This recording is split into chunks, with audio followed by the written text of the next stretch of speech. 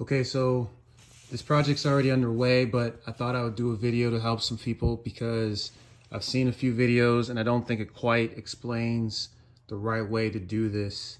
Um, First off, there are going to be some videos out there that talk about the locations of the screws that you're going to need to take off the door, and those videos are absolutely right. There's a strip here that comes off pretty easily. As you can see, they're just these clips, so you can see beforehand you doing it. These are the clips that hold that strip in, and as long as you have a small tool, I went on Amazon and got a trim removal kit, and these tools work really well to get in between the molding so that you're not scratching it and prying it off. They're about 15-20 bucks, but well worth it if you plan on doing this type of work often. So this comes off and then you have two screws right here. These holes are pretty deep, so when you're using your ratchet, you will need a 7mm and an extension to get to those screws.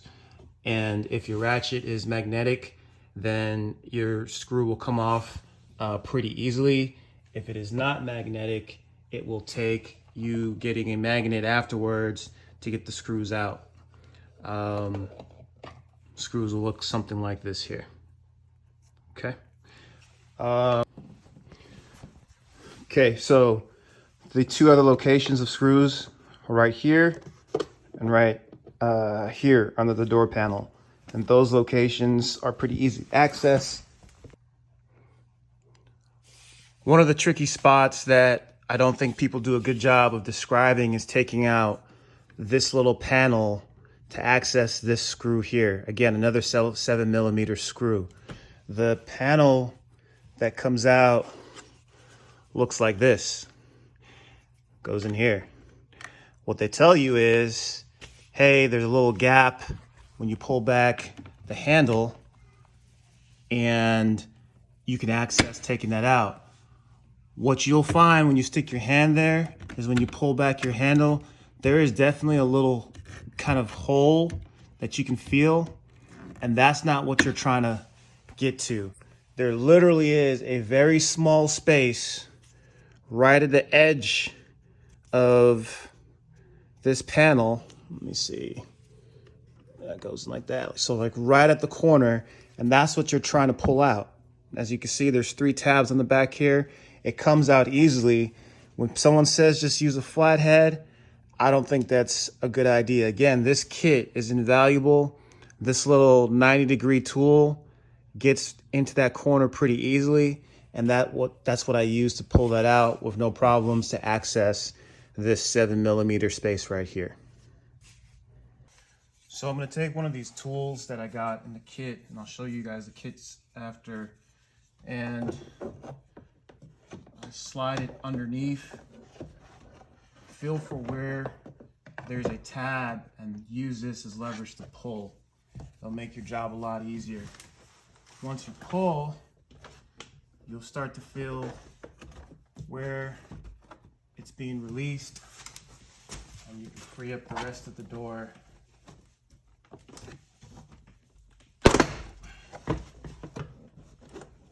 Lift up and off. And like I said, I'm going to put something here to hold it up.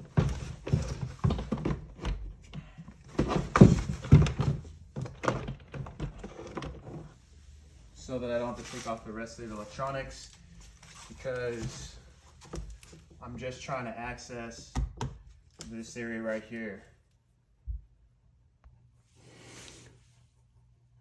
Okay, for those of you who are doing the same project I am, which is changing the passenger side mirror, the next place you need to access is this molding area, and it should come up pretty easily by just pulling it away. I'm going to hold the camera so you guys can see this, but there is, let me see if I can get some light. There is a clip on that piece of molding right there. So just make sure that you don't break that. You have to pull that up to pull off this molding. So make sure that you get that before you start tugging on it pretty good. Okay, let's see.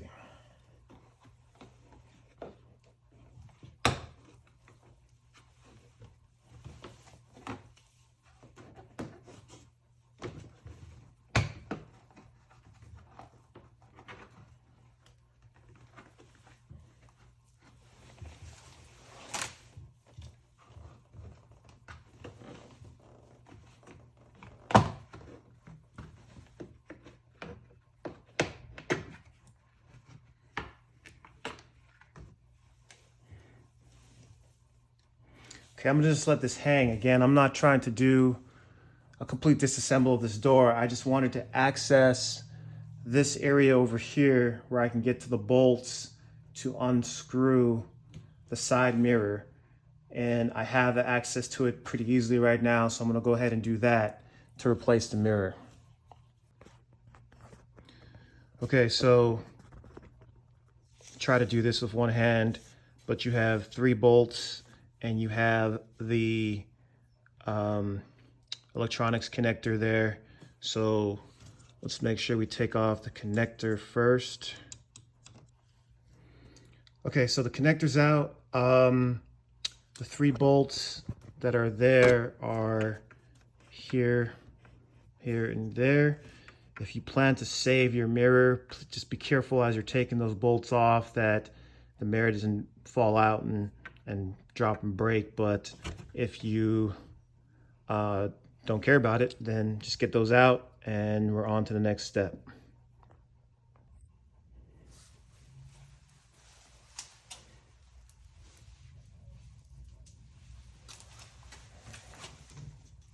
Okay, once you got the bolts loosened, you can hand unscrew them. Careful, there's a washer.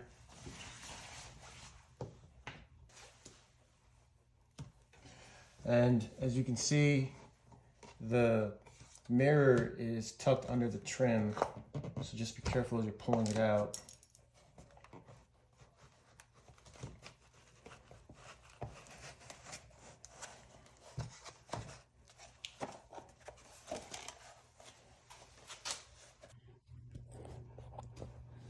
Okay, so here's a new part. It came from carparts.com, which they're not a sponsor. I don't get any money from them, but they did a good job getting the part to me pretty quickly. It only took about 2 days, and it was a pretty decent price.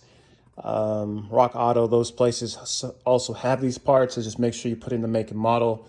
My vehicle was a 2015 Chevy Malibu LTZ, so it has the side indicator light, and it also has this lane blind spot detection spot there. It was important for me to get the right mirror to match my vehicle.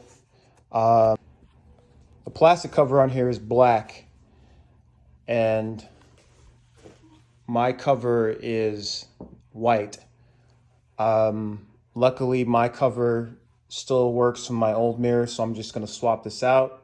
But that part is also pretty accessible on places like carparts.com and Rock Auto for pretty inexpensive. Okay, so now that we got the cover replaced to match the paint, we're just going to reverse the process. We got to make sure that you tuck the lip here under the trim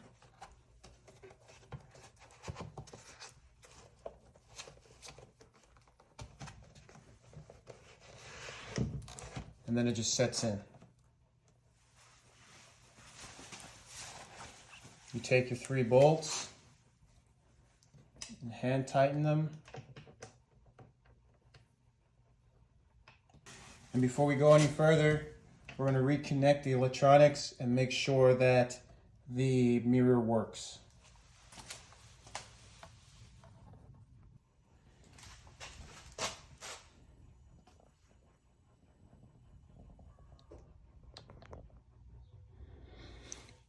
Here's the kit that I got off of Amazon.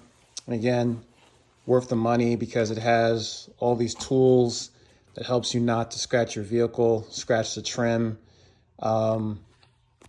These little tools here with the little 90-degree hooks on them were really helpful for some of the trim pieces. And then this big plastic piece here, flat one, that was good when I was taking off. Sorry, I didn't get that in the shot. This plastic piece here, this is really good when I was trying to take off the door after I got all of the screws off. Sliding this between the trim and the door and then using some leverage there definitely got the fasteners out and the door released a lot easier than me trying to use my own strength and using my fingers. So well worth it. Definitely going to keep it. Suggest that you guys get it. I'll put a link in my bio.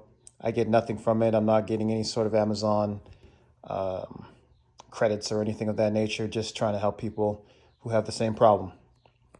You just reverse the process by putting the door back over the knob. You're going to line it up to the clips here on the top, and then you're going to work your way to secure them around the sides. Make sure everything feels even and flush. And once you feel good about that, you could then put back in the 1, 2, 3, 4, 5 screws, the plate, and then this molding here, and your job is done. If for some reason this isn't lining up properly, it means that you haven't lined it up the right way in the right place, and you need to take it off and restart. But other than that, that will get you where you need to be. And that's how you get the door panel off without taking off all the electronic connections to replace your side view mirror.